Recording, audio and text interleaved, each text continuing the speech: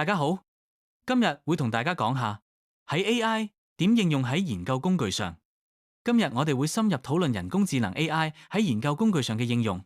人工智能嘅種類多達6種。上次我哋已經覆蓋咗課程設計與管理、簡報與內容設計同寫作助理嘅部分。今次重點就係點樣利用 AI 去提升研究效率同質量，令科研更有效率同提升研究成果嘅質素。首先，我哋要了解咩叫做人工智能驅動嘅研究工具。呢啲工具唔單止係普通嘅搜尋引擎，佢哋結合咗先進嘅人工智能技術，可以自動化處理資料，提升效率。簡單嚟講，呢類工具具備咗搜尋、閱讀、整理同總結嘅能力，使使用者可以更快速咁揾到所需嘅資訊，而唔使花大量時間喺繁複嘅資料中篩選。除此之外，人工智能驅動嘅研究工具仲可以幫助使用者更好咁理解內容。例如，佢哋可以將複雜嘅研究報告進行簡化或者生成摘要，令教學工作者即時掌握重點。喺以往，老師哋用關鍵字搜尋資料，往往只係揾到啲字面上嘅匹配。但係 AI 研究工具就唔同，佢唔單止係揾字，而係理解你嘅真正問題意圖。呢種深度理解令搜尋結果更加準確，唔再淨係停留喺表面，仲可以直接俾翻最相關嘅文獻俾你。除此之外， AI 研究工具仲會自動整理啲重點，歸納出概念，令老師唔需要逐篇逐段咁辛苦咁讀。呢個功能呢，大大節省時間，讓老師可以將更多精力放喺教學同研究上面，提升工作效率同質量。舉個例，呢啲工具可以自動幫你生成摘要，抽取研究入邊嘅核心結果、方法同結論。老師可以好快掌握內容重點，再決定用唔用喺教案或者課程設計入邊。呢個功能呢，特別有用啊，因為教育工作者平時要處理大量資料，而 AI 呢可以協助快速篩選資訊，讓備課同教學有更多時間做深入嘅思考同設計。人工智能驅動嘅研究工具，其實佢哋嘅主要功能可以分成3大方向。第一個係自動生成摘要，呢類工具可以從一篇研究文章入邊快速抽取關鍵結果、主要研究方法同結論。老師唔使逐段逐句咁讀，就可以即刻掌握文獻嘅重點，節省好多時間啊！第二個係搜尋學術文章。AI 唔係淨係做關鍵字比對啊，而係會理解你背後嘅問題，然後按照主題、年份、影響力，甚至研究領域幫你排序，仲會推薦相關嘅論文，方便你建立完整嘅文獻背景啊！第三個係批次文獻分析。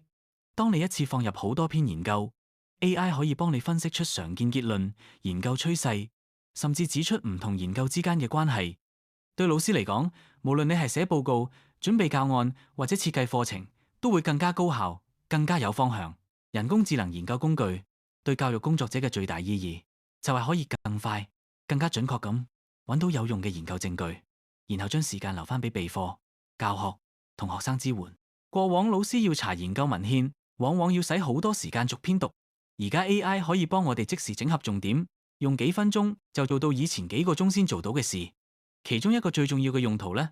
就係支持證據為本嘅教學決策。例如老師想知道某種教學策略係咪真係有效，或者適唔適合某個年齡層同學習需要， AI 研究工具可以快速搜尋實證研究，話俾你知邊啲方法係被證明過嘅，邊啲對特定學生群組特別有效。咁做呢，有2大好處。第一，可以避免淨係靠個人經驗或者網上流行講法嚟決定教學。第二，可以以研究為依據，令課程設計、課室管理同學生支援更有方向、更有根據。第二個意義呢，係協助老師做行動研究同專業發展。好多老師會做校本研究，需要觀察班級、收集數據、試新教法。AI 研究工具可以幫手快速揾到相似主題嘅前人研究，參考佢哋嘅研究設計同評量方式，亦可以協助理解如何分析結果同撰寫報告。咁老師就能夠更有效率咁進行研究，專注喺教學改進本身。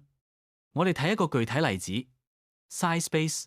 呢個工具主要目的係簡化教師揾研究資料嘅過程，令學習同備課更高效。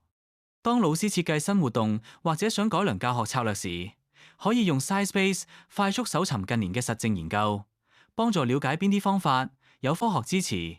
從而推敲出更有效、更有根據嘅課堂設計。將 SciSpace 放入課程設計，可以提升學生嘅參與度，帶動更深入嘅學習。學生亦可以一齊用 SciSpace 做專題，透過查資料、理解研究，加深對內容嘅掌握，同時熟習使用人工智能工具，令學習更自主、更有層次。教師可以用 SciSpace 做兩方面嘅工作：第一，備課同專業成長，例如要設計、閱讀、理解策略課、STEM 探究課，老師可以先用 SciSpace 揾近年嘅實證研究，了解邊啲教學策略最有效，然後用嚟做課堂設計嘅依據。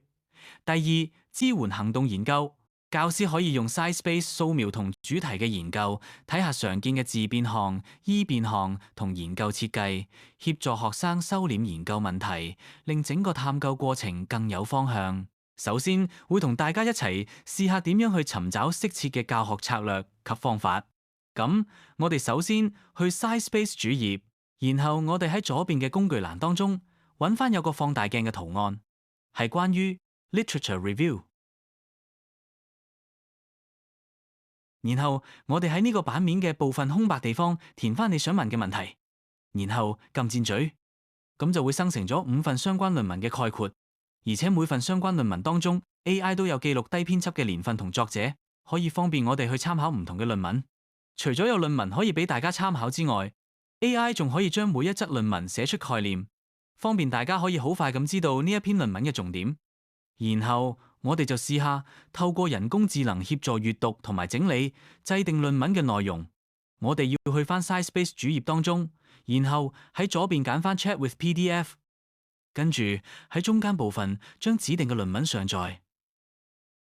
等一陣間佢就會變成呢一個版面。左邊會係你上載嘅論文，右邊就係俾你輸入問題同 AI 進行聊天。呢個設計令用戶能夠即時利用人工智能嘅技術，針對論文內容提出具體嘅問題。透過呢個互動平台，人工智能可以根據論文嘅內容提供準確而深入嘅答案，幫助用戶更有效咁掌握研究資料。此外，呢個系統嘅界面清晰易用，用戶只需要簡單上載文件，便可開始同 AI 對話，提升工作效率同學習效。如果我想要呢一篇論文嘅概括，我只要係右邊輸入我嘅指令 Generate Summary of this paper，AI 就可以幫我概括呢一篇論文嘅內容。最後去到點選擇研究主題，就可以去翻主頁，然後我哋喺左邊揀翻 Find Topic。去到呢個頁面之後，我哋喺中間空白地方打返關鍵字，例如我輸入咗 Classroom Management， 人工智能就會建議一啲研究方向俾我，我就可以揀返一個我覺得合適嘅，繼續去進行探索。如果我揀咗其中一個研究方向係關於 What are the most effective strategies for implementing classroom management， 人工智能就會提供相關嘅論文同埋概括嘅內容俾我，十分方便。介紹完 SciSpace， 依家會介紹一下 Consensus。Consensus 係一個由人工智能驅動嘅學術搜尋引擎，專門掃描經過同行評審嘅研究論文資料庫。佢嘅作用就好似幫老師做文獻整理咁，快速從可信嘅研究裏邊揾到答案，對備課、教學同專業判斷都有好大幫助。Consensus 可以當作老師嘅文獻整理助教，老師備課、教學同課後反思時，都可以用佢快速揾到有實證支持嘅研究結果，直接用嚟強化教案設計。透過採用證據為本嘅教學法，老師不但能夠提升專業判斷力，亦能更有效反思同改進課堂，從而提升整體教學成效同學生嘅學習質素。講到教師點樣用 Consensus， 其實可以分3個方面。第一，備課搜尋研究，教師可以將自己嘅實際疑問輸入 Consensus， 例如幼兒語言發展有效策略。平台會喺同行評審嘅論文資料庫中揾相關研究，並標示引用率、研究方法，例如有冇做隨機對照實驗。教師可以先揀2-3篇同班級情況接近嘅研究，再下載原文細讀方法同結果，決定有冇需要將策略放入教案。第二，協助寫教案，教師可以將 Consensus 揾到嘅研究轉化成具體教學做法，例如研究指出結構化對話、手勢有助幼兒詞彙學習，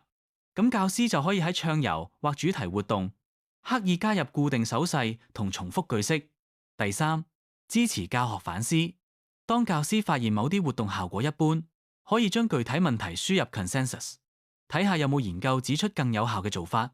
或者係咪需要家居配合先見效？透過呢3個方式，Consensus 真係可以成為教師嘅研究支援助教，令教學決策更有根據。跟住落嚟，我哋就會試下提出研究或者教學相關嘅疑問。